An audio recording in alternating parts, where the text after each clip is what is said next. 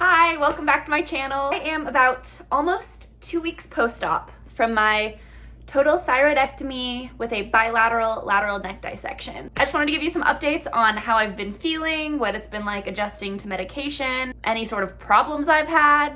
Yeah, let's get into it. First thing I want to say about the whole surgery, because I realized that I haven't been able to update YouTube at all. And my YouTube following versus my other social media following, I don't think they overlap that much. I feel like most of you who follow me on YouTube don't follow me anywhere else, and that is fine. I'm just really bad at updating on YouTube. So first thing you're probably noticing is that my voice has completely come back. There is still some pressure in here, but I'm not having any pain. Like I said a million times in my vlog the day of my surgery, it felt like I had a very, very sore throat, but that wasn't actually, it wasn't sore here where the incision was.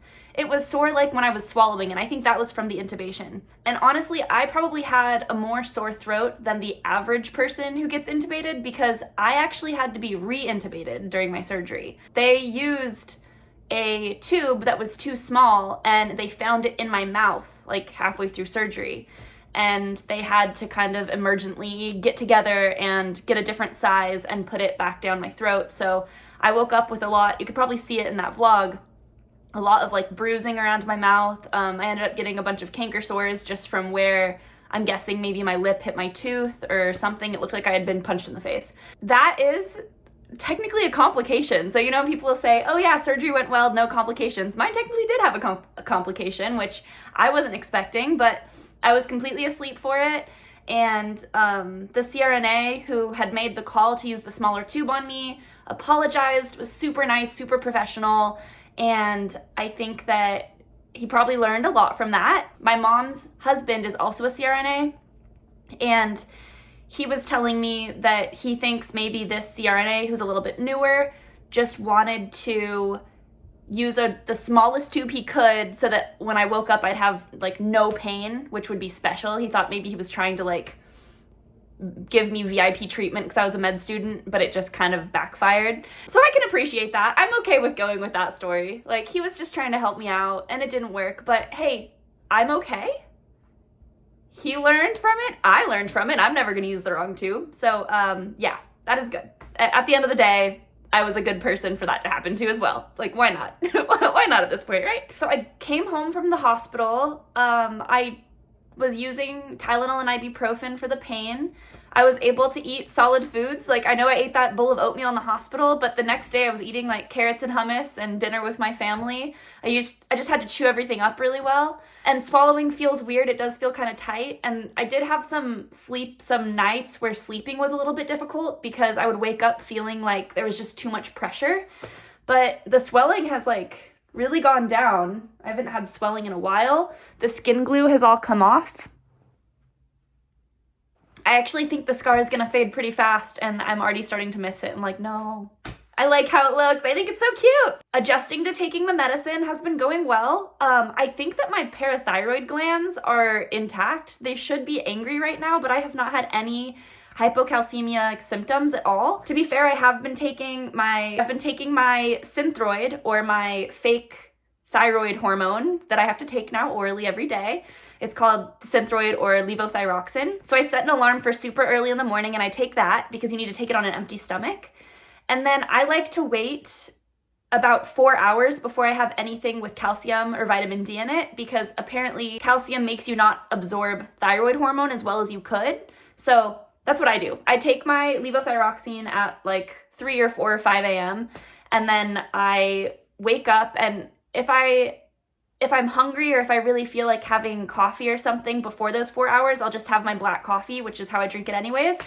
And then I'm just essentially vegan for like 4 hours. I don't have any dairy because that's what I know has a lot of calcium in it.